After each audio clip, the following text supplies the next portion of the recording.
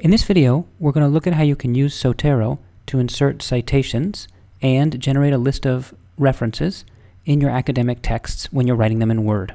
First, we'll start with how you insert parenthetical citations into a document, and then we'll look at how you generate your list of references or bibliography, and then finally we'll look at how you can edit references, either the parenthetical citations or the references at the end of the document, and how you can make corrections when you see that there are mistakes.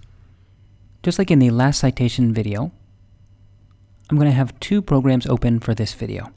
The first is Zotero, and I would like you to go to the Settings menu, then click on Preferences. Make sure you have the Cite pane selected, and then you want to make sure of two things. First, make sure that the Microsoft Word add-in is installed. If it's not installed, go back to the video I did on installation and install it. You can also click here just to install it. The other thing is you want to make sure that this checkbox is selected, the one that says Use Classic Add Citation Dialog. I'm going to close that. The other program I have open is Microsoft Word. For the purposes of this demonstration, I've written a short text. So what you might want to do is just pause the video and then read over the text so that way you'll be able to follow along easily as we talk about how you add citations. Did you do it? Did you pause the video? Okay, let's move on. There are three things that I want to point out here. The first is I have the title here centered in bold, and then I have my paragraph double-spaced. This formatting, of course, will vary with your assignment, and you should check with your professor as to what the formatting requirements are. The second thing I want to do, and I'm going to do this using the magic of a video. Ready? There are three moments in this text where I need to add in-text citations, and those are the examples we're going to work with right now. The last thing I want to point out is you need to find where the Zotero menu is within Word. If you're using a Mac, it'll be up here in the add-ons.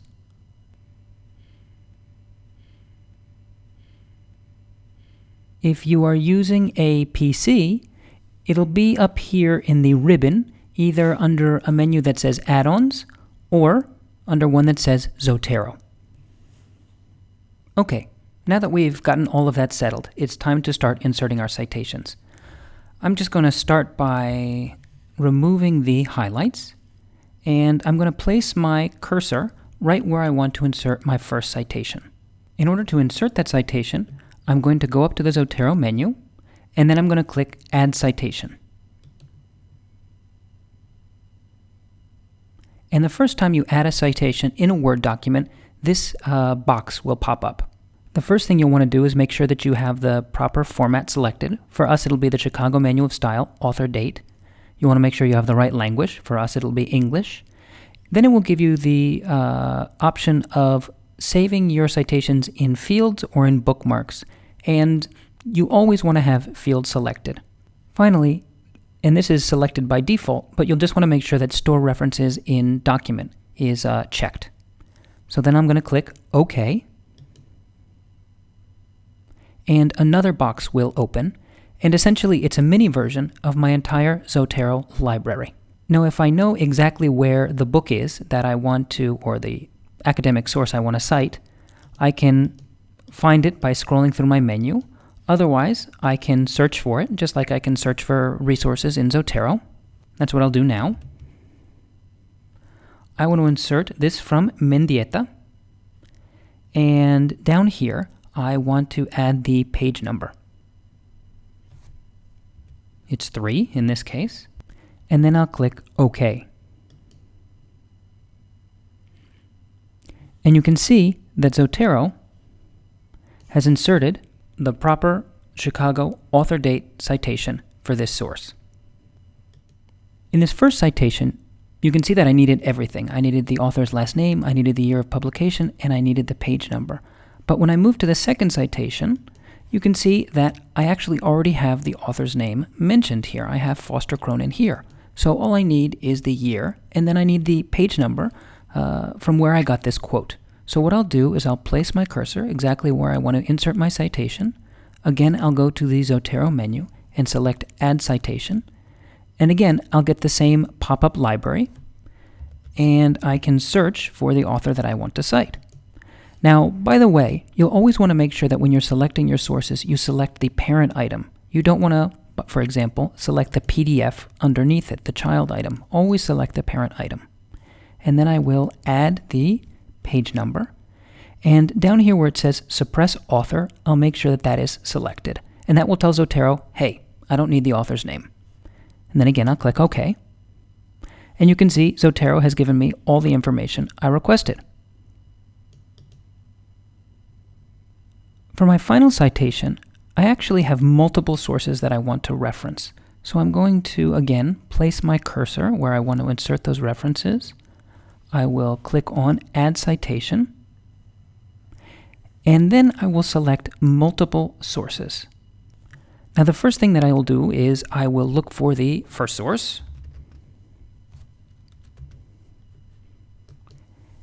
And instead of hitting OK, I'll hit this green arrow right here, and that will add it to the citation. The next thing I'll do is I'll look for the next author.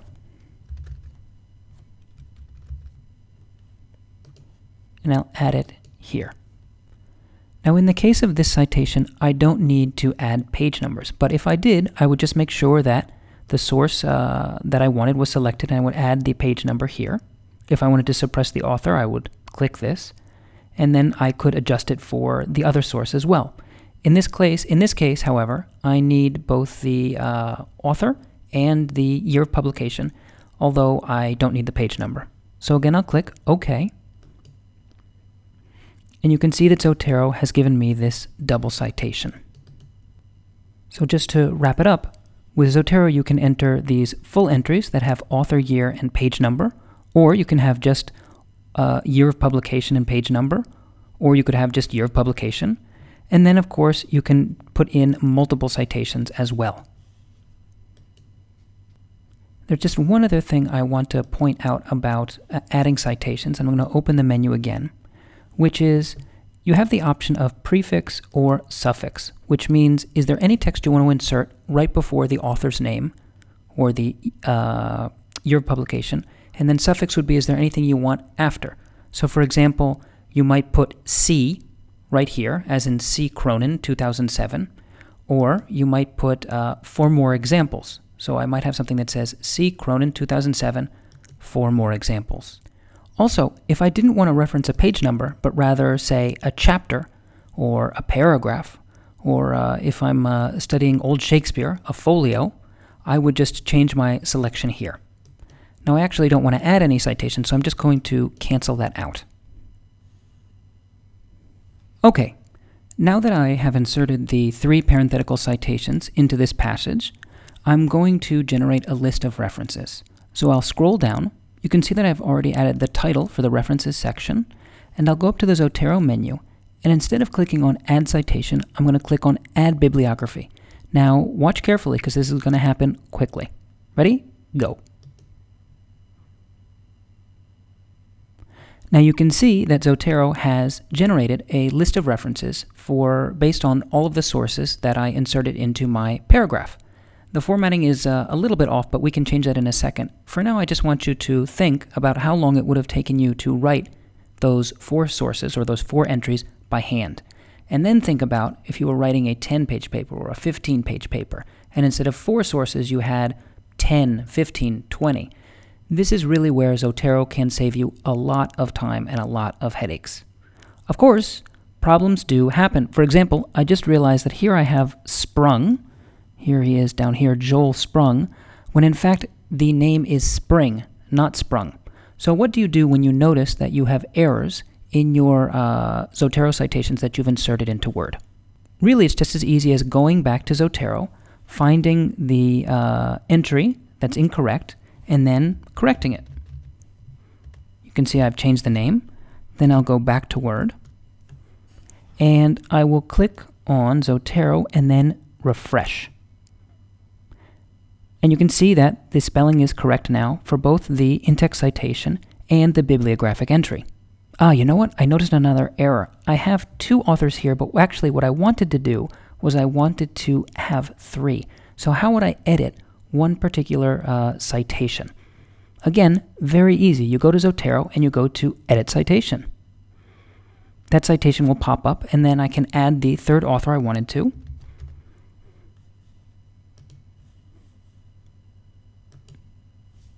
You click OK, and you can see that the third author is added here, and then he is also added here in the list of references. Now, once I have my bibliography finalized, I can just adjust the formatting by going up here and adding the hanging indent. If I need it to be double-spaced, I can also do that. Again, you'll have to check with your teacher about how they want to have it. And that's it. I've just created a full passage and a list of references, and quickly. Zotero makes it very easy if you notice that you have errors in your citations. Very easy to change them. But another situation that you might encounter is that you write a paper using one set of formatting requirements, say Chicago, and then all of a sudden you realize that you need to use a different set of formatting requirements, say APA. And again, just like with correcting errors, Zotero makes changing formats very easy. You would just go up to the Zotero menu, and then you would click on Set Document Preferences, and instead of having Chicago Manual of Style selected, you would select APA, and you click OK. And again, you can see Zotero has adjusted all of my citations and also adjusted my bibliographic entries so that they conform with APA standards. So, wrapping up, what I hope is coming across in this video is just how much time Zotero can save you when it comes to adding in-text citations or generating a list of references. Imagine you have a thesis of 50 pages or 250 pages. Instead of spending weeks to make sure your bibliography is right, that everything you mention in your text is also included in your bibliography, all you need to do is generate it with the click of a button, quickly look it over to make sure everything is entered correctly, and you are good to go. Also, speaking of efficiency, another thing I suggest you do is take the time to learn the keyboard shortcuts for all of the actions I've shown you in this video. That way you won't need to worry about going to the menu, clicking on this, clicking on that. With just a few keystrokes, you'll be able to quickly add the citations that you need.